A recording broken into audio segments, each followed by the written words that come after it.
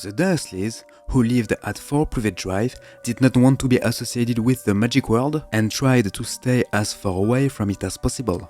They had a little boy named Dudley. Even though Petunia was Lily Potter's sister, the Dursleys had always kept their distance from that family. Vernon Dursley was the boss of a company that made drills named Grunnings. A day, Mr. Dursley left his house to go to work and noticed something strange on his way. A tabby cat reading the street sign where was right, Privet Drive. Mr. Dursley thought he was hallucinating until he saw several groups of oddly dressed people whispering excitedly to each other. Mr. Dursley's morning went on as usual, but from inside the building, he didn't notice the unusual number of owls flying outside in broad daylight. When Mr. Dursley went out to get his lunch, he saw another group of strangely dressed people and overread a few words from their conversation. Among these whispers, 2 words caught his attention: Harry and Potter. He quickly went back to his office and hesitated to call his wife. He wasn't sure about what he had heard. He wanted to talk to Petunia to ask her about her sister and their child. He wasn't sure to know exactly the name of his nephew. It could be Harvey or Harold Potter maybe, not necessarily Harry. Finally, he gave up the idea of calling his wife and went back to work. He thought it was just a coincidence. At the end of the day, as he left work, he was still preoccupied with what he had heard, so much so that he accidentally bumped into someone. After apologizing, Mr. Dursley realized that this person was wearing the same strange clothes. The man told him it was okay, that nothing could ruin his day, and that even muggles like him should celebrate the disappearance of you-know-who. Then, the man surprised Mr. Dursley to giving him a hug before leaving. Mr. Dursley was stunned by what had just happened. A stranger had hugged him and called him Muggle? He hurried home, and when he arrived, he saw the same tabby cat he had seen the morning sitting on his garden wall. He tried to shoo it away, but the cat didn't move.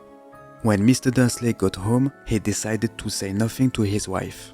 He spent a perfectly normal evening with his family, trying to be as normally as possible until Dudley had gone to bed.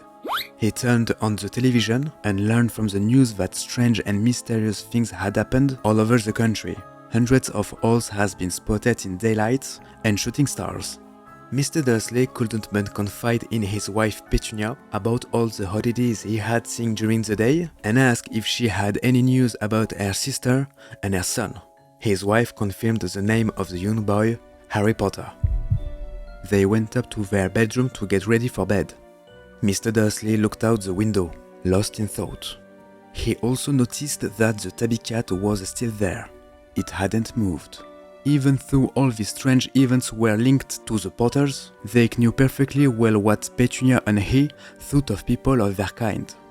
There was no reason for him and his wife to suffer the consequences, he thought, before going to bed. But he was wrong. While the Dursleys slept in the deep slumber, the tabby cat was still there, waiting. A man appeared at the end of the street. A man with strange clothing and a long beard. It was Albus Dumbledore. He walked down the street, searching for something in his pockets, and encountered the tabby cat, which observed him. Dumbledore seemed to recognize it. He finally found what looked like a silver lighter in his pocket. It's a Putauta. He used it to magically turn off all the lights on Privet Drive. Dumbledore approached the tabby cat, which transformed into a woman wearing a pointed hat. She was Minerva McGonagall. She looked annoyed. She explained to Dumbledore that it was unacceptable for the wizarding community to draw so much attention with owls and shooting stars, even on a festive day. A festive day that celebrated the death of he who must not be named, Lord Voldemort. Rumors were circulating about the disappearance of you-know-who. Professor McGonagall mentioned the death of Lily and James Potter, killed by the Dark Mage, but that he had failed to kill their son, Harry. As a result, Voldemort's power was shattered, and that's why he had vanished. Professor McGonagall asked Dumbledore if all of this was true, but he didn't need to answer. His somber gaze confirmed the rumors. After all he had done, all the people he had killed, Lord Voldemort had mysteriously perished against a barely 1-year-old boy. This young Harry Potter, now an orphan, was left without a family. He only had his mother's sister left, his Aunt Petunia. Dumbledore explained to his colleague that he intended to place Harry with the Dursley family.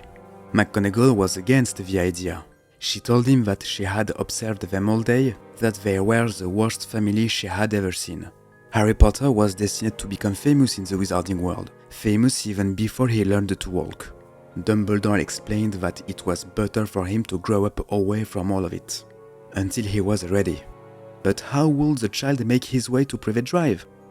As calm and darkness reigned on the street, a huge motorbike, ridden by a giant, pierced the night sky and landed near the two professors. His name was Rubeus Hagrid. He holds a bundle of blankets in his arms. Inside lay a baby, the young Harry Potter. An odd lightning bolt-shaped scar was visible on his forehead. That was where Voldemort had cast the curse. Dumbledore asked Hagrid where he had found the motorcycle, and the giant replied that it had been lent to him by someone named Sirius Black. Dumbledore took Harry from Hagrid's arms, placed him on the Dursleys' doorstep, and pulled a letter from his cloak to tuck it among the baby's blankets. After observing the child for a few moments, Dumbledore suggested they join the other wizards for the celebration. Hagrid mounted his motorbike and flew away, disappearing into the night, while Professor McGonagall transformed into a cat before leaving. As for Dumbledore, he activated the Put-Outer one last time to return the light to Privet Drive, and in a whisper, wished little Harry Potter good luck, before vanishing. This little baby would grow up unaware that he was an extraordinary being, that wizards all over the land were gathered in secret to raise their glasses to Harry Potter, the boy who lived. Hi everyone, welcome to my YouTube channel. I hope you liked this video. Forgive my accent, I'm French. Eh oui, je suis français. Bonjour tout le monde. La baguette, etc. Bref. So, if you didn't understand the concept, I tell you the story of the book Harry Potter and the Philosopher's Stone, with the details you can find in the book, but not in the movie. So I'll meet you on every Sunday for a new chapter. If you don't want to miss the next one, subscribe, thumbs up, and tell me in the comments what you think. See you!